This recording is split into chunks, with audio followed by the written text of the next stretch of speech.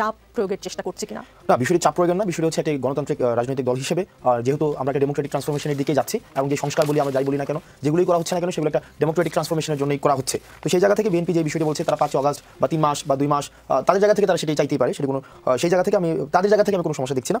কিন্তু বিষয়টা হচ্ছে বাস্তবতার জায়গাটি হচ্ছে যে আমরা এই গণঅভ্যুত্থান পরবর্তী সময় আমরা যদি আগের যেই একটা কাঠামো রয়েছে, রাজনৈতিক কাঠামো, প্রশাসনিক কাঠামো, আগের যে প্রাতিষ্ঠানিক কাঠামোকে আমরা বিদ্যমান রেখে আবার একটি নির্বাচন আমরা দিতে যাই, সেক্ষেত্রে সেটি কতটুকু গ্রহণযোগ্য হবে, সবার কাছে কতটুকু গ্রহণযোগ্য হবে, সেটি কিন্তু প্রশ্নের জায়গাটি থেকেই যাচ্ছে। যেমন আপনারা দেখেন যে স্থানীয় প্রশাসনের জায়গাটি যদি আমরা দেখি, আমি নির্বাচন কমিশন গঠিত হলো, কিন্তু স্থানীয় প্রশাসনে যারা থাকে আমরা সবাই জানি, মাসুদ কামাল ভাইদের কাছ থেকে আমরা দেখেছি যে অতীতে যে নির্বাচনগুলো হয়েছে সেখানে ইউনুর ভূমিকা, সেখানে এসপির ভূমিকা, আগের রাতে সেখানে একটা ইউনুকে কিনে নেওয়া হয়, এসপিকে কিনে নেওয়া হয় এবং ফলাফল সেখানে ইউনু থেকে এবং এসপি থেকে ফলাফল নিয়ে সেখান থেকে বের হয়ে আসা হয়। তো দেখেন আপনি যতক্ষণ না পর্যন্ত আপনার এই যে স্থানীয় প্রশাসন একটা ট্রাস্ট বিল্ডিং এনশিওর করা যাচ্ছে, তাদেরকে আপনি একটা রিফরমেশনের মধ্যে দিয়ে নিয়ে যাচ্ছেন, ক্ষমতা কাঠামোর একটা কাঠামোগত একটা সংস্কার নিশ্চিত হচ্ছে, ততক্ষণ পর্যন্ত এই যে একটা গণতান্ত্রিক যে লড়াইয়ের মধ্যে দিয়ে গিয়েছে বিএনপি সহ অন্যান্য ফেসিবাদ বিরোধী যে রাজনৈতিক দলগুলো, তাদের কাছেও নির্বাচনটা কি ওই অর্থে অর্থবহ হবে কিনা সেটি কিন্তু প্রশ্নের জায়গাটি থেকেই যাচ্ছে। আর যে বিষয়টি একটা বিষয় কি যে ভাই যেটি বলছেন এই জায়গায় আমিও এই বিষয়ে একমত, বা আমরা আমাদের জায়গা থেকে কথা বলছি, সেটি হচ্ছে যে স্থানীয় যে প্রশাসনের যে নির্বাচন, যে লোকাল গভর্নমেন্টের যে ইলেকশনটা, সেই ইলেকশনটা যদি হয়ে যায় তাহলে সেক্ষেত্রে যেটি হবে যে আমাদের সবসময় দেখা যায় একটি রাজনৈতিক যেই দলের অধীনে নির্বাচনের আমাদের কিন্তু খুব সুখ স্মৃতি নেই। অতীতে যদি আমরা দেখি, অতীতে আমরা দেখেছি যে দলীয় প্রতীকে নির্বাচন হয়েছে, অতীতে দলীয় যে একটা প্রভাবের মধ্যে নির্বাচনগুলো হয়েছে, সেখানে আমরা দেখেছি স্থানীয় সরকার কিন্তু স্বচ্ছতা নিশ্চিত হয়নি, অংশগ্রহণমূলক নির্বাচনগুলো হয়নি। সেক্ষেত্রে আমার মনে হয় এই স্থানীয় সরকার নির্বাচন দিয়ে তারপর হচ্ছে নির্বাচন কেন্দ্রিক যে রিফরমেশনগুলো রয়েছে সেই রিফরমেশনগুলো করার পরে এবং হচ্ছে স্থানীয় যে প্রশাসনের কাঠামোগত সংস্কার করার মধ্য দিয়ে এবং ন্যূনতম যে জাস্টিস, আমরা যে জাস্টিসের জায়গাটি সেটাকে এনশিওর করে সেটাকে আমরা এই যে ডেমোক্রেটিক ট্রান্সফরমেশনের দিকে অবশ্যই আমরা যেতে পারি। তবে সেটা 5 আগস্ট আমার কাছে মনে হচ্ছে এটি খুব দ্রুততম সময়ে হয়ে যায়। এই ক্ষেত্রে প্রশ্ন আসতে পারে যে গভর্নমেন্টের, সেটা হয়তো ভিন্ন প্রসঙ্গ, সেটা পরবর্তীতে আলোচনা আসবে। তো 5 আগস্ট এটা খুবই কম সময়, সেটাকে আরো আলোচনা সাপেক্ষে বা আমরা আমাদের জায়গা থেকে এটা যতক্ষণ না পর্যন্ত এই জায়গাগুলোর একটি দৃশ্যমান, একটি সর্বজন গ্রহণযোগ্য একটি অবস্থা তৈরি হচ্ছে, আমার মনে হচ্ছে নির্বাচন ততক্ষণ পর্যন্ত সেটা একটা গ্রহণযোগ্য টাইম পর্যন্ত সেটাকে বৃদ্ধি করা যায়। জি, যে কারণে বিএনপি দ্রুত নির্বাচন চায় সেটার একটা কিছুটা আজকে সকালে সকাল বা দুপুরের দিকে আরেকটি আলোচনা সভা হয়েছে, সেখানে বিএনপি মহাসচিব মির্জা ফখরুল ইসলাম আলমগীর সাহেব কিছুটা দেওয়ার চেষ্টা করেছেন। তিনি বলেছেন অর্থনীতির অবস্থা ভালো না, যত দ্রুত নির্বাচন তত রাজনৈতিক অর্থনৈতিক সংকট মোকাবেলা সম্ভব। বলেছেন আগে সংস্কার পরে নির্বাচন, এটা খোঁড়া যুক্তি, নির্বাচন ছাড়া কোনো উদ্যোগী সফল হবে না। অর্থনীতির যে হাল সেটা কি আসলে বিএনপি শুধু টের পাচ্ছে, আপনারা পাচ্ছেন কিনা প্রশ্ন রইল। আমি আসছি আপনার কাছে, তার আগে মাসুদ কামাল একটু জানতে এবং বুঝতে চাই, সেন্টার ফর পলিসি ডায়ালগের সম্মানীয় ফেলো দেবপ্রিয় ভট্টাচার্য বলেছেন অন্তর্বর্তী সরকার প্রশাসনিক ও প্রাতিষ্ঠানিক সংস্কারে যতটা মনোযোগ দিচ্ছে অর্থনৈতিক ব্যবস্থাপনায় ততটা দিচ্ছে না। শ্বেতপত্র প্রণয়ন কমিটির প্রতিবেদন জমা হওয়ার 1.5 মাস পার হলেও সুপারিশ বাস্তবায়নে সরকার কিছুই করেনি।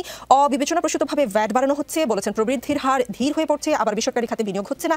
এদিকে কর্মসংস্থানের ক্ষেত্রে সমস্যা রয়ে গেছে। সুষম অন্তর্ভুক্তিমূলক টেকসই অর্থনীতি গড়ে তুলতে যে ধরনের সংস্কার দরকার তার রূপরেখা দেখা গেল না। আপনার কি মনে হয় মাসুদ কামাল যে সরকার কেন অর্থনৈতিক ব্যবস্থাপনায় মনোযোগ দিচ্ছে না, এবং অর্থনীতিকে গতিশীল করতে বা আমি যদি দেবপ্রিয় ভট্টাচার্যের কথাই বলি যে আরেকটু সুদৃঢ় করার জন্য কি নির্বাচনটা জলদি হওয়া দরকার কিনা? দেবপ্রিয় ভট্টাচার্য যে কথাগুলো আপনি বললেন আমি এর সঙ্গে মোটামুটি একমত, মানে প্রায় সবই একমত। আমি উনি ঠিকই বলেছেন। এটা 1.5 মাস হয়ে গেল, আপনাকে শ্বেতপত্র প্রকাশ করতে বললেন, তারা খেটে খুঁটে করলো, আপনি এটা কিছু করলেন না তো। আমি না এই সরকারকে বলি আপনাকে, আমাকে এই সরকারটাকে একটু নন সিরিয়াস টাইপের গভর্নমেন্ট মনে হয়। They are not serious at all. তারা জানে না অথবা বোঝে না অথবা করে না যেটা তাদের করা উচিত। আমি অনেকগুলো এক্সাম্পল দিতে পারি, আমি আপনাকে মাত্র 2টো উদাহরণ দিচ্ছি।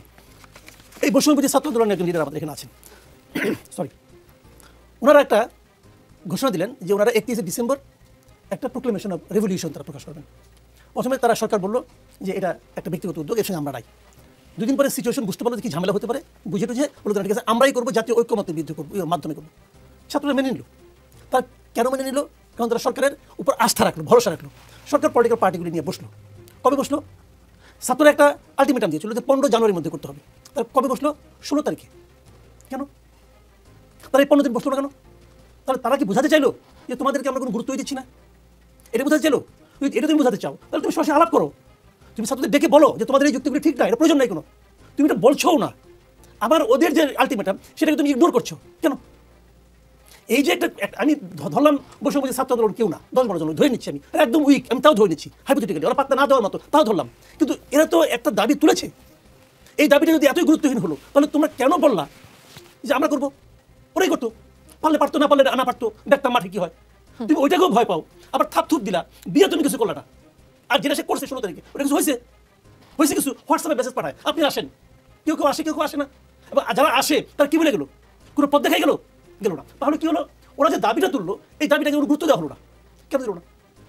মানে হলো এই সরকার, আমি যে বইয়ের কথা বলছি তারা সিরিয়াস না, তারা কোনো বিষয়ের উপর সিরিয়াস না। এখন উনি হতে পারেন নন সিরিয়াস, এটা ওনার ব্যাপার, আমার কোনো আপত্তি নাই। কারণ ইউনুস সাহেব আগেও কিছুদিন আগে দেখেছেন ওই যে আপনার নিউ এজের সম্পাদকের সঙ্গে ইন্টারভিউ দিয়েছেন, ওই ইন্টারভিউর মধ্যে উনি বেশ সুন্দর করে গুছিয়ে গেছে, বললেন যে উনি নিজেও এই জগতের লোক না, অন্য জগতের লোক, তবু আসছেন কেন, দেখি কিছু করা যায় কিনা। তারপরে বললেন আপনি উপদেষ্টারা ভালো মতো কাজ করে না, উনি বলতেছেন যে আমারই তো অনেক ব্যর্থতা আছে, ওনাদেরকে আমি কি করে বলি। তার মানে কি উনি নিজেই বুঝলেন যে ওনার অনেক ব্যর্থতা আছে, তারপরে অন্য যাদেরকে নিয়ে আসছেন তাদেরও ব্যর্থতা আছে, উনি নিজে কিন্তু বুঝতে পারছেন। এতগুলি ব্যর্থ লোক একসঙ্গে হচ্ছে কেন, দেখি কিছু করা যায় কিনা, মানে এক্সপেরিমেন্ট করবেন। উনি এক্সপেরিমেন্ট করেন ভাবে ঘরে সারাদিন করেন, আমার কোনো আপত্তি নাই। দেশ ও জাতি নিয়ে তো ওনাকে এক্সপেরিমেন্ট করার কোনো অধিকার কেউ দেয় না। দেশ ও জাতি নিয়ে এক্সপেরিমেন্ট উনি করার করছেন অধিকার কেন, উনি প্রত্যেকটা জায়গায় এই কাজটা করছেন, সিরিয়াসলি কোনো কিছু দিচ্ছেন না। এবং এই শ্বেতপত্রের ক্ষেত্রেও একই কথা বলেছেন, এবং শ্বেতপত্রের দুরবস্থা দেখা আমার কাছে মনে হচ্ছে ওই যে সংস্কার কমিশন যেগুলি করছে ওগুলো নিয়ে উনি একই কাজ করবেন। উনি আসলে কি যে করবেন উনি নিজেও জানেন। আপনি মনে করছেন যে দেশ ও জাতি নিয়ে এক ধরনের এক্সপেরিমেন্ট চলছে। হাসান আব্দুল্লাহ, যদি সরকার সিরিয়াস নাই হয়, যেই আশঙ্কাটা মির্জা ফখরুল সাহেব করেছেন এবং সকালবেলা বলেছেন যে অর্থনীতির অবস্থা ভালো না, যত নির্বাচন তত রাজনৈতিক অর্থনৈতিক সংকট মোকাবেলা সম্ভব, তাহলে যেই সংস্কারের কথা আপনি বলছেন যে স্থানীয় নির্বাচন হবে, স্থানীয় সরকার নির্বাচন, তারপরে নির্বাচন হবে, সকল স্থানীয় সরকারের প্রশাসন সংস্কার করে, অত দূর পর্যন্ত মাসুদ কামালের ভাষায় সিরিয়াস না সরকারটা জাতিকে টেনে নিয়ে যেতে পারবে কিনা, কি মনে করেন? আচ্ছা, প্রথমে যে জিনিসটা আমরা বারবার বলছি, শুরু থেকে বলছি যে এই গভর্নমেন্ট হওয়া উচিত ছিল রেভলিউশনারি স্পিরিটের একটা গভর্নমেন্ট, কিন্তু এই গভর্নমেন্ট হয়ে গিয়েছে একটা কনস্টিটিউশনাল ব্যুরোক্রেটিক গভর্নমেন্ট, যেখানে হচ্ছে সবকিছু ব্যুরোক্রেসির মধ্যে দিয়ে একটা লাল ফিত্তার একটা দৌলতের মধ্যে সবকিছুকে নিয়ন্ত্রণ করার বা পরিচালিত করার চেষ্টা করছে, যেটা হচ্ছে এই আন্দোলনের যেটা ধারাবাহিকতা ছিল, স্পিরিট ছিল, সেটা সম্পূর্ণ পরিপন্থী। কিন্তু একই সাথে সাথে বিষয় দেখতে হবে যে আমরা ইতিহাসের যে প্রত্যেকটা পর্যায়ে সেক্ষেত্রে আমরা প্রতারিত হয়েছি। প্রত্যেকটি যে রাজনৈতিক দল যারা হচ্ছে ক্ষমতায় এসেছে বিভিন্ন সময়, আমরা দেখেছি যে আমরা যে ধরনের যে ক্ষমতা পরিবর্তনের যে ধরনের একটা সুষ্ঠু একটা সেফ একটা ট্রান্সফরমেশন একটা মেথডস প্রয়োজন ছিল, আমরা দেখেছি প্রত্যেকটি রাজনৈতিক দল সেটি আমরা দিতে ব্যর্থ হয়েছে বলে কিন্তু আজকে 24 আমাদেরকে দেখতে হয়েছে। না হয় আমাদের আজকে 24-এর যে পটভূমি সেটি কিন্তু তৈরি হতো না। সেই জায়গাটি থেকে আমরা প্রত্যাশা করছি, আমরা বারবার চেয়েছি যে অন্তত যে ডেমোক্রেটিক ট্রান্সফরমেশনের জন্য ন্যূনতম যে সংস্কারগুলো রয়েছে, যেমন আমাদের প্রথমেই দেখেন আওয়ামী লীগের প্রশ্নে কিন্তু এখন আমরা কোনো সমাধান আসতে পারি নাই। আমরা দেখছি যে আওয়ামী লীগের পক্ষে এক ধরনের সিম্প্যাথি ক্যাম্পেইন চালু হয়েছে, যেখানে দেখা যাচ্ছে যে এত মানে লার্জ স্কেলের একটা কিলিং এর পরেও আওয়ামী লীগের পক্ষে একটা সিম্প্যাথি ক্যাম্পেইন রয়েছে। আওয়ামী লীগ নির্বাচনের প্রশ্নে আসবে কি আসবে না, তাদেরকে কিভাবে কি করা হবে, বিচার প্রক্রিয়াটা কিভাবে সম্পন্ন করা হবে, সেই বিষয়টি কিন্তু এখনো নিশ্চিত করা যায়নি। এবং হচ্ছে আমরা বারবার যেটি বলছি, আওয়ামী লীগ ইস্যুতে আপনার কাছে একটা প্রশ্ন আছে, আমি করব, আপনি অর্থনীতিটা শেষ করেন। যে অর্থনীতি জোরদার করার জন্য নির্বাচন দ্রুত হবে, সার্বিকভাবে শুধুমাত্র অর্থনীতিকে চাঙ্গা করার জন্য, অর্থনীতিকে চাঙ্গা করার জন্য যে নির্বাচন প্রয়োজন, সেটি বিষয়টি এমন না। রাষ্ট্রের প্রত্যেকটি বিষয়কেই সর্বজন গ্রহণযোগ্যভাবে পরিচালিত করার জন্যই গণতান্ত্রিক যে নির্বাচন পদ্ধতির কোনো বিকল্প নেই। কিন্তু বর্তমান যে পরিস্থিতিতে দাঁড়িয়ে আমাদের যে অভ্যুত্থানটি হয়েছিল ফেসিবাদ বিরোধী প্রত্যেকটি রাজনৈতিক শক্তির অংশগ্রহণের মধ্য দিয়ে আমরা ন্যূনতম যে সংস্কারগুলো রয়েছে, এই সংস্কারগুলো ছাড়া যদি আবার একটি নির্বাচন দেওয়া হয়, তখন আবার সেই নির্বাচনের গ্রহণযোগ্যতা কতটুকু থাকে, আবার সেটি গ্রহণযোগ্য কিভাবে হয়, এবং সেটি দিয়ে আসলে পরবর্তী যে সংস্কারগুলোর কথা আমরা বলছি সেটি আদৌ হবে কিনা, সেই জায়গাটিতে হচ্ছে আমরা সন্দেহ আছে। জি, আপনি বলছেন যে সংস্কারটা কেন দরকার, সময়টা কেন দরকার বলছেন, কিন্তু শ্বেতপত্র কমিটি আয়োজিত সভায় অ্যাপেক্স ফুটওয়্যারের ব্যবস্থাপনা পরিচালক সৈয়দ নাসিম মঞ্জুর বলেছেন, 34 বছর ধরে ব্যবসা করি, এমন টানাপোড়েন পুরো ব্যবসায়িক সময়ে দেখিনি। এই অবস্থা চলতে থাকলে বিনিয়োগ অন্য দেশে চলে যাবে। সেদিন এক টেলিভিশন টক শোতে এক্সক্লুসিভ ক্যান লিমিটেডের ম্যানেজিং ডিরেক্টর তিনি বলেছেন যে গাজীপুরে কত কারখানা বন্ধ হয়েছে, সেই বাস্তবতা কেউ সামনে আনছে না। গাজীপুরের রাস্তায় এখন সবজির চেয়ে নারীর শরীরের দাম কম। আপনি শুনেছেন কিনা সেই বক্তব্যটি? হাসান আব্দুল্লাহ, পেটে ভাত না থাকলে সংস্কার কি খুব ভালো লাগবে? দেখেন, আমাদের মানে হঠাৎ করে না ব্যাপারটি আজকে যে অদ্ভুত পরিস্থিতিটি তৈরি হয়েছে, আমরা ভাবছি যে এই পরিস্থিতিটি শুধুমাত্র প্রেক্ষাপটবিহীন যদি আজকের পরিস্থিতিটি আমরা পর্যালোচনা করি, তাহলে সেটা আমাদের অনেক ভুল হবে। আজকে যে প্রেক্ষাপটটি তৈরি হয়েছে, প্রেক্ষাপটটি কিন্তু একদিনে তৈরি হয়নি। গত এই যে দীর্ঘ 1.5 যুগের যে অপশাসন, এই যে অর্থনৈতিক যে এক ধরনের একটা অলিগার্ক শ্রেণীর কাছে বন্দী হয়ে যাওয়া, এটির আজকে আমরা ফলাফল সেটি আমরা আজকে ভোগ করছি আজকের এই পরিস্থিতি দাঁড়িয়ে।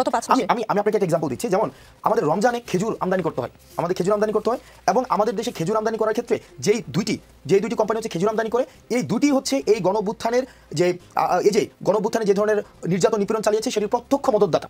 এখন এই সরকার যখন এই দুটি খেজুরের কোম্পানিকে এলসিটি যদি বন্ধ করে দেয়, তখন আর খেজুর আমদানি হচ্ছে না।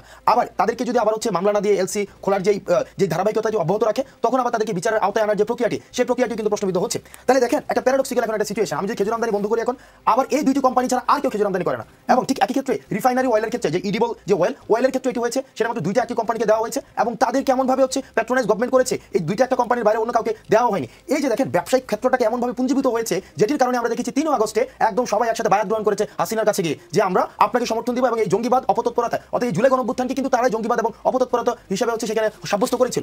আজকে আমরা একটা ছোট্ট প্রশ্ন একটু জানতে ইচ্ছা করছে আর কি, এটা জাস্ট ইচ্ছা। আসাদ আব্দুল্লাহ, এবার রোজায় কি তাহলে আমরা এই যে হত্যাযোগে মদতদাতাদের কাছ থেকে খেজুর খাবো, নাকি অন্য কেউ? এই বিষয়টি সরকার সেটাকে কিভাবে সমাধান করবে সেটি সরকারের বিষয়। অর্থাৎ আমি পরিস্থিতিটি বললাম, সেটা সরকার সেই বিষয়ে কি পদক্ষেপ নিয়েছে সরকার সেটি ভালো জানবেন বা সেই বিষয়ে কথা বলবেন।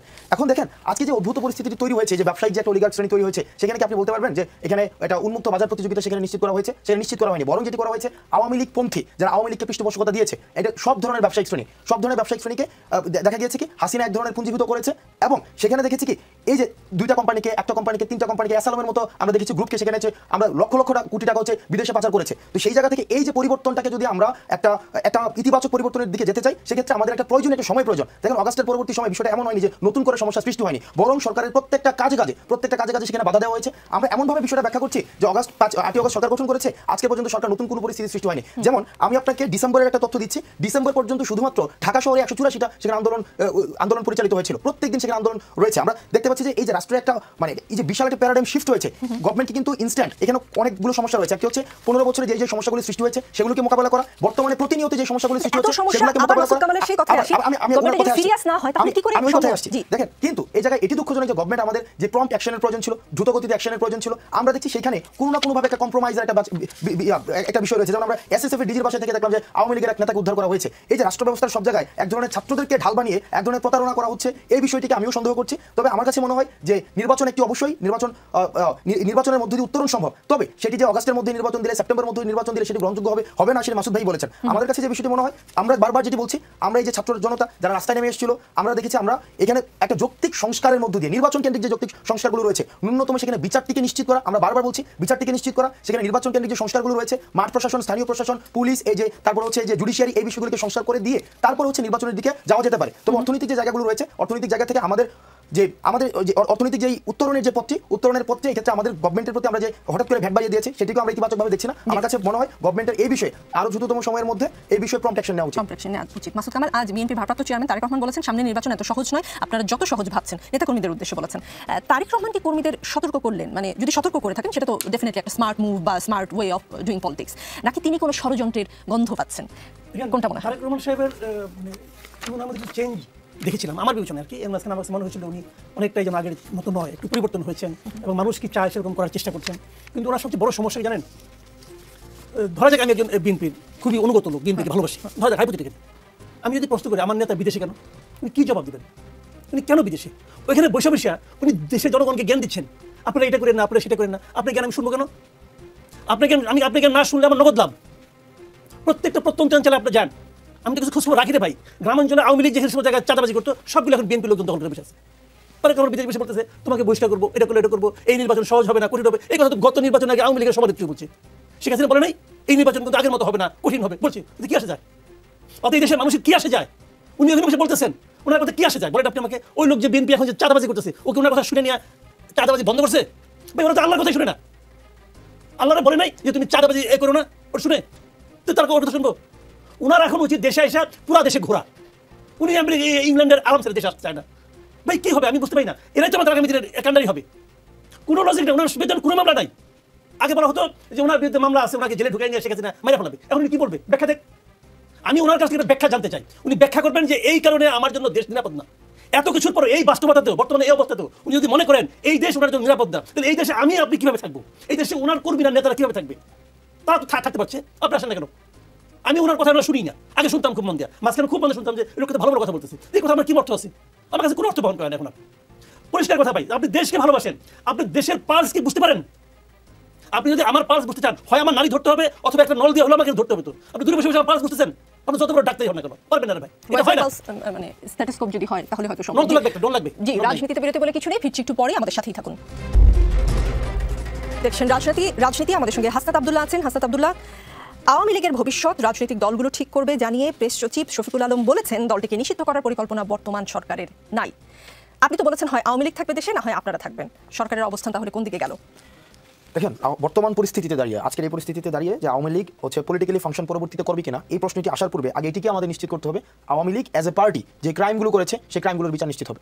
ক্রাইমগুলোর বিচার নিশ্চিত হওয়ার পরে তারপরে সেই রিকনসিলিয়েশন প্রক্রিয়া কী হবে, কি রিহ্যাবিলিটেশন কী হবে, সেই বিষয়গুলো তখন আলোচনা করা যেতে পারে। কিন্তু বর্তমান এই পরিস্থিতিতে দাঁড়িয়ে আমরা যেভাবে দেখছি যে আওয়ামী লীগের ক্রাইম নিয়ে আলোচনা হয় না, মানে আওয়ামী লীগ যে ক্রাইম করেছে, মানুষকে কথা বলতে দেয় নাই, গণহারে হত্যা চালিয়েছে, আয়নাঘরের মতো এই যে ম্যাটাফোরিক এক ধরনের যে টর্চার সেল ক্রিয়েট করে মানুষকে হত্যা করেছে, এই বিষয়গুলো দেখবেন আপনার কোথাও আলোচনায় নেই। এবং আমরা খুবই দুঃখজনক বাংলাদেশের যে ক্রিয়াশীল রাজনৈতিক যে দলগুলো রয়েছে এই দলগুলো নির্বাচনমুখী হয়েছে বিষয়টিকে স্বাগত জানাই, কিন্তু একই সাথে সাথে তাদের উপরে যে অত্যাচারের স্ট্রিম রোলার গত 15 বছর ধরে চলেছে, আমার মনে হয় না। আজকে চিন্তা করেন, আজকে যদি এই জায়গায় আওয়ামী লীগ আজকে ক্ষমতায় থাকতো, অর্থাৎ এই পট পরিবর্তনে যদি আওয়ামী লীগ বিএনপির জায়গায় থাকতো, জামাতের জায়গায় থাকতো, অন্যান্য রাজনৈতিক দলগুলোর জায়গায় থাকতো, তাদের যে ভূমিকাটি হতো আমরা দেখছি যে অন্যান্য রাজনৈতিক দলকে কোনো স্পেসই দিত না, বরং বিচারের দাবিতে তাদেরকে সবসময় আমরা সোচ্চার দেখতাম। কিন্তু দুঃখজনক বিষয় হচ্ছে আমরা দেখছি যে রাজনৈতিক দলগুলোর মধ্যেও এক ধরনের আওয়ামী লীগকে কিভাবে রিহ্যাবিলিটেট করা যায় এবং আওয়ামী লীগকে পুনর্বাসনের মধ্য দিয়ে কিভাবে নির্বাচনী ফায়দা আদায় করা যায়, এই ধরনের ব্যাকডোর ডিপ্লোমেসির মধ্যে তাদের কি মনে হয় আওয়ামী প্রীতি কেন তাদের? আওয়ামী প্রীতি হচ্ছে এখানে একটা নির্বাচন কেন্দ্রিক অবশ্যই এক ধরনের ফায়দা রয়েছে, আওয়ামী লীগের একটা বড় ধরনের একটা ভোট ব্যাংক রয়েছে। এবং আমার কাছে মনে হচ্ছে যে ক্রিয়াশীল যে রাজনৈতিক যে দলগুলো রয়েছে, ফেসিবাদ বিরোধী যে রাজনৈতিক দলগুলো রয়েছে, তারা ভাবছে যে আওয়ামী লীগের বর্তমান যে ক্রাইমের যে তাদের একটা এলিগেশন রয়েছে এবং এত বছর যে তারা যে অপরাধগুলো করেছে, এই অপরাধের দায়ভার দিয়ে তাদেরকে মাঠে রাখা এবং এই ধরনের একটা বিরোধী দল তাদের জন্য অনেক বেশি ডিল করা অনেক সহজ তাদের কাছে। এই জন্য আওয়ামী লীগকে তারা হচ্ছে ফ্রেন্ডলি এনিমি একটা টার্ম রয়েছে, মানে অর্থাৎ এই এনিমিটা আমার জন্য ফ্রেন্ডলি এনিমি, অনেক বছর ধরে বোঝাপড়ার একটা জায়গা রয়েছে। আমি একটা উদাহরণ দিই, যেমন আপনার আওয়ামী লীগকে আমরা যেভাবে দেখি, বৈষম্যবিরোধী ছাত্র আন্দোলন সহ যারা আমরা ব্লাড দেখেছি, আমাদের হাতে যা মৃত্যু হয়েছে যে ভাইদের, আমাদের যে ইমোশনটা, আমরা আওয়ামী লীগের প্রশ্নে বিচারের আগে কোনো স্পেস দিতে রাজি না। দেখেন গত 16 বছর ধরে আমরা পিকচারটা কি দেখেছি টিভিতে, আমরা পিকচারটা টিভিতে দেখেছি যে আওয়ামী লীগ বিএনপিকে, জামাতকে এবং অন্যান্য যে রাজনৈতিক দলগুলো ছিল ফেসিবাদ বিরোধী, তাদেরকে রাস্তায় কোনো স্পেসই দেয় নাই, তাদেরকে নির্যাতন করেছে, নিপীড়ন করেছে। দুঃখজনক বিষয় হচ্ছে আজকে আওয়ামী লীগের একজনকে কাউকে অ্যারেস্ট করতে যাক, আমার স্থানীয় পর্যায়ে বলি, আমার স্থানীয় পর্যায়ে একজনকে আওয়ামী লীগের উঠাই নিয়ে আসছে এবং পুলিশ তাকে গ্রেফতার করেছে এবং তাকে ছাড়ানোর জন্য সেখানে বিএনপি থেকে গিয়েছে, সেখানে জামাত থেকে গিয়েছে। এই যে দেখেন এক ধরনের সমঝোতার যে একটা রাজনীতি, এই রাজনীতিটা কিন্তু বিদ্যমান ছিল, এখন সেটা আরো দৃশ্য থেকে আরো বেশি, এটা বিষয়টা আরো বেশি স্পষ্ট হচ্ছে। আমরা আরো দেখেছি বর্তমানে যেগুলো স্পষ্ট হচ্ছে সেটি হচ্ছে যে বিএনপি আওয়ামী লীগ বা অন্যান্য যে রাজনৈতিক দলগুলো রয়েছে, তাদের নিজেদের মধ্যে বোঝাপড়াও ছিল এবং তাদের নিজেদের মধ্যে ব্যবসায়িক সম্পর্ক ছিল, তাদের পারিবারিক সম্পর্ক ছিল, আত্মীয়তার সম্পর্ক ছিল এবং প্রত্যেকটা আওয়ামী লীগের একটা অপরাধের জন্য একজন এই যে ফেসিবাদ বিরোধী যে রাজনৈতিক দলগুলো রয়েছে তাদের পক্ষ থেকে তদবির করার জন্য একজন রেডি থাকে। এটি আমাদেরকে, আমরা মনে করছি এটি হচ্ছে গণঅভ্যুত্থান পরবর্তী সময়ে একটি স্রেফ প্রতারণা। আজকে দেখেন 5ই আগস্ট যদি একটা সিম্পল একটা সিনারিও চিন্তা করেন, 5ই আগস্ট সরকার পতন হইল না, সরকার পতন যদি না হইতো, আপনি কাদের আজকে দেখেন, আজকে যারা বলছে যে এই অভ্যুত্থানটিকে, এই যে একটা অভ্যুত্থান চুরি করে নেওয়ার একটা প্রবণতা, দখল করার একটি প্রবণতা, মার্জিনালাইজ করার প্রবণতা বা এককেন্দ্রিক, যে আমারই এটা, আপনি দেখেন 5ই আগস্ট যদি হাসিনার পতন না হইতো, কয়জনকে তখন রাস্তায় পাওয়া যেত এবং কাদেরকে তখন ফাঁসি দেওয়া হইতো। আজকে আমরা এই পরিস্থিতিতে দাঁড়িয়ে আমরা খুবই দুঃখজনক, যেখান থেকে রাজনৈতিক দলগুলোর আওয়ামী লীগের প্রতি বিচারের জন্য তাদের দাবি জানানো উচিত ছিল, সেই জায়গা থেকে তারা সরে এসে নির্বাচনে কিভাবে তাদেরকে রিহ্যাবিলিটেট করে একটা ফ্রেন্ডলি এনিমি সিচুয়েশন ক্রিয়েট করে তাদের ভোটারের যে বিষয়টি রয়েছে সেটি নিশ্চিত করা যায়, সেই জায়গাটিতে তারা বেশি মনোযোগ হচ্ছে। আরেকটি বিষয় হচ্ছে আওয়ামী লীগকে ফ্যাসিলিটেট করলে অনেক বেশি লাভাচ্ছন্ন রাজনৈতিক দলগুলো, যেমন তাদের মিডিয়া ছিল, তাদের ব্যবসা ছিল, তাদের প্রতিষ্ঠিত একটা কাঠামো ছিল, সেগুলো খুব স্মুথ ট্রানজাকশন হয়েছে। আপনি দেখেন সিএনজি স্টেশন থেকে শুরু করে বিভিন্ন মাল্টিন্যাশনাল কোম্পানি থেকে শুরু করে মিডিয়া, সবগুলো একটা স্মুথ ট্রানজাকশন, একটা ট্রান্সফরমেশন হয়েছে। আগে দেখা যেত কি, যেমন একটা কটন কোম্পানি আছে আপনার ইয়াতে নারায়ণগঞ্জে, আমার দুলাভাই এটাকে চালায়, আমার মানে খালাতো বোনের হাজবেন্ড এটাকে চালায়, তো উনি বলতেছে এখানে ঝুট একজন আগে সাপ্লাই দিত, আগে একটা পক্ষ সাপ্লাই দিত, এখন ওই পর থেকে আরেকটা পক্ষ ঝুট সাপ্লাই দেয়, তখন উনি বলতেছে যে শালা যে একদম মানে স্মুথ ট্রানজাকশন, কোনো আওয়াজ হয় নাই, আওয়াজ ছাড়াই কাজ হয়ে গেছে। আপনি দেখবেন প্রত্যেকটা জায়গায় এই আওয়াজ ছাড়াই কাজ ট্রানজাকশনগুলো হয়ে গেছে। সুতরাং আমরা অন্যান্য যে দেখা গিয়েছে কি তাদের বিজনেস তাদের থেকে বিজনেস নেওয়া যাবে, মিডিয়া নেওয়া যাবে, তাদের যে কাঠামো প্রতিষ্ঠিত যে কাঠামো রয়েছে, কাঠামো সুবিধা পাওয়া যাবে এবং তাদের যে জনবল রয়েছে, জনবলের সুবিধা পাওয়া যাবে। মামলা থেকে আমরা মামলা বাণিজ্য দেখি নাই, মামলা কি হয়েছে যে তোমাকে আমি মামলা থেকে বাদ দিয়ে দিলাম, তোমার এই যে একদম পুরো সার্কেল শো তুমি আমার পিছনে চলে আসবা, এগুলো তো সত্য,